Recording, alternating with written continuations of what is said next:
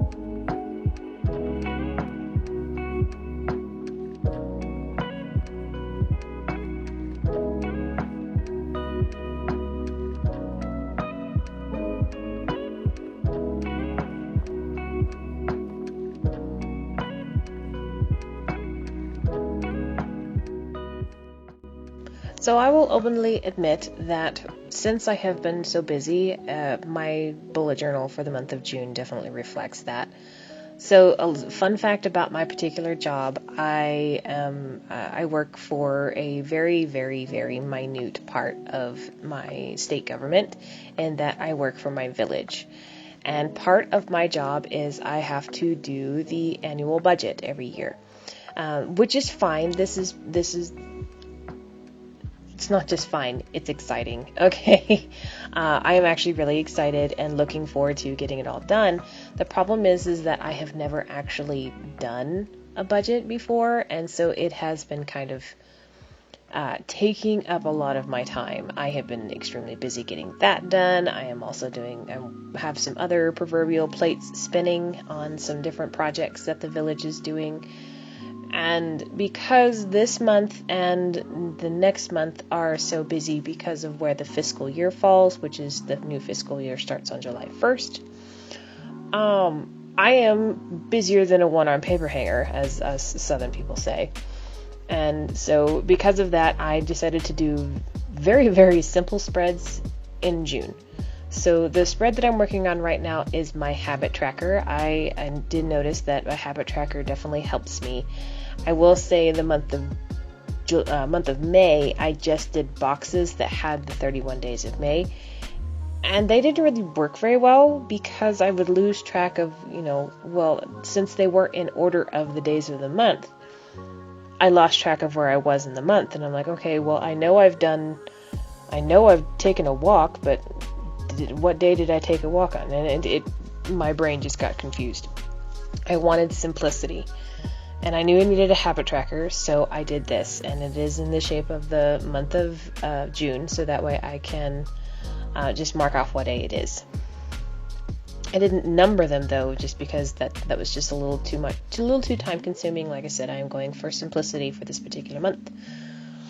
So other than drawing the flower at the top, and I did add just a little bit of a pop of color on this page by adding that highlight behind each habit. And as it is, it took me a minute to think of 6 habits that I actually wanted to track. For the most part, I've only been tracking about 5 habits. I was deliberating on the 6th one of what exactly I wanted to do, and I ended up going with posting, because I really slacked on posting on Instagram in the month of May because I have been so busy. So I just kind of consider that a mini vacation from Instagram, and I'm hopefully going to get back on track in that particular respect. And by having it on my habit tracker, I really hope I will get back to it. Something else that I also like to do at the month of June mark is a 6-month check-in. This is to tie back to my 4-3-2-1 challenge that I did in my setup spreads for this particular year, as well as how I'm doing on my personal goals and anything that I really need to work on. But I do like to have this just 1-page spread, usually either tucked at the back of the halfway point in my journaling for the year, or I will give it its own designated spread. And since I had this extra page, I figured this would probably be a great place to put it. And it's just, again, this part here is for the 5, 4, 3, 2, 1 of how many of those I have completed and how many of those I have left. So for example, I'm doing really good on keeping up with my teeth brushing. I think I'm on my way to turning that from a habit into a routine, which is something I greatly desire to do. And so I will put how many days of the 400 days I allotted in the completed, and then how many I have left in the left. And then I just added some extra space here for things I need to, like I said, work on, as well as check in on my goals. I did like this little swirly decal that I tried to keep consistent throughout all of my spreads. I did have to move that little bit of washi tape just to get it in here, and then of course I really messed up on the line, but it is what it is. That's what white GellyRoll is for, and it makes it go away.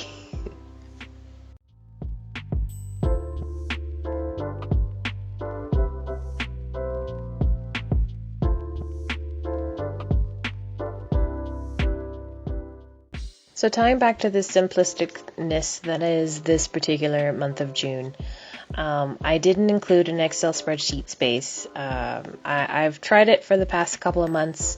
It's helping and it is not helping. So I decided to just try to skip it one more month and maybe pick it up again in the second half of the year.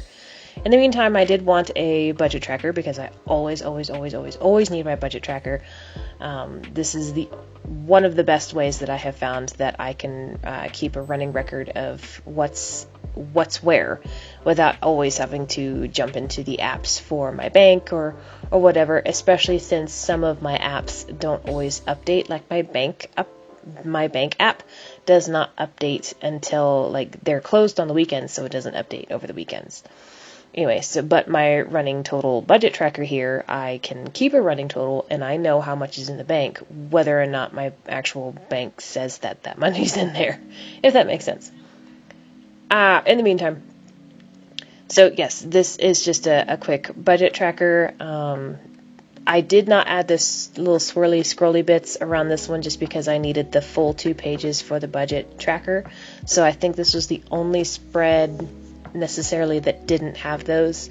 I did include some floral poppies on the white page, and other than that, you've seen me make this a million times, so I'll just let you enjoy watching.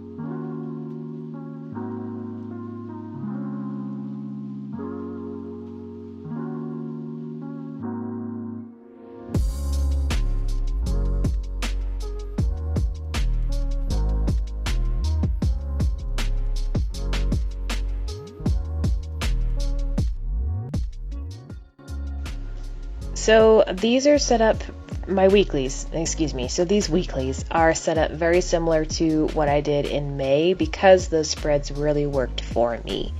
I will admit I added I rearranged the tabs just a little bit so that way they are a little more cohesive, and the tabs needed to be fixed. But if you notice, the page size for the weeklies is the same as what I did in May. And the reason I did it that way is so that way I could have my blood sugar tracker here on the left-hand side. If you haven't seen my May page or my May plan with me, I will go ahead and explain this again. So this little tracker thing here is for my Dr. Boz ratio, which is something I do where every morning I test my blood glucose level, my ketone level, because I have a tester that can do multiple types of strips. And then by taking the blood glucose, dividing it by ketones, you get your Dr. Boz ratio, which is, in a nutshell, what your actual insulin level is. She explains it far better than I can. This is just a rough rendition of words that she has already spewed. Anyway, I wasn't quite sure what I wanted to do on this left-hand page, so I left it blank until the end. In the meantime, I went ahead and just worked on my weeklies, and they all look exactly the same. I just cut up some black paper, made these little boxes for all of the days, and then as I had the same issue with a blank piece over on this page as well, so I decided to make this page black, and then the mirroring page at the beginning of the weeklies is white, but they're both quote pages. So for this one, like I said, I just took a peek. The paper is essentially black cardstock. It's very thick. It's got the cardstock thickness, so it was very stiff, and it works wonders for working and adding to my bullet journal. As for getting the rounded corners, I have a corner rounderer, clippy, punchy thingy that I got off of Wish a gazillion million years ago, and it still works great. But that is what I used to make the corners round, because that's the way I wanted to do it. And then I, flying off the cuff, drew this as well as the mirroring poppy flowers on the opposite page. Same thing with this particular quote, again, flying off the seat of my pants. I was just kind of trying to figure out what I wanted to write on this like bookmark size piece of cardstock. I do want to give a small shout out to someone. So both of these quote pages, just like the one at the beginning, are written in cursive. I want to give a shout out to my third grade teacher, Mrs. Ballet. Yes, that was her real name, Miss Ballet, who taught me cursive. Bless that woman. I cannot do calligraphy to save my butt, but I can do cursive, and it is an acquired and practiced skill. And I was trying to make it look very nice and all that good stuff. I'm glad my pen behaved and didn't kind of like go spotty on me like it liked to do when I was drawing certain things.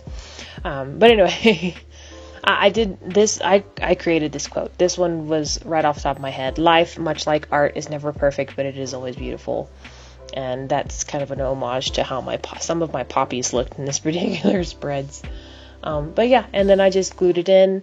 I added some more dots to the secondary strip over here on the right. I thought about doing another tracker, but with the quote-unquote tab at the bottom, I lost some space, and I decided to just do dots. Just keep it simple. But anyway.